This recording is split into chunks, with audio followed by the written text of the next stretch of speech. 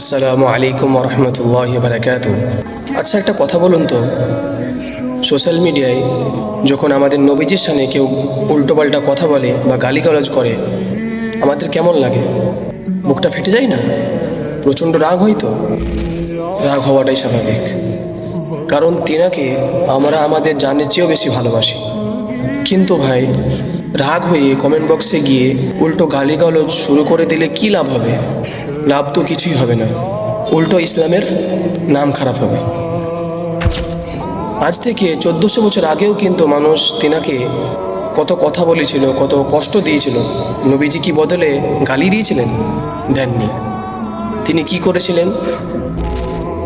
তিনি তাদের জন্য উল্টো আল্লাহর কাছে হেদায়েতের দোয়া করেছিলেন।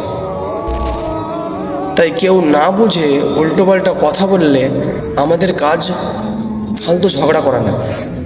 আমাদের কাজ হলো নবীজির উত্তম চরিত্র নিজের জীবনের মধ্যে আনা।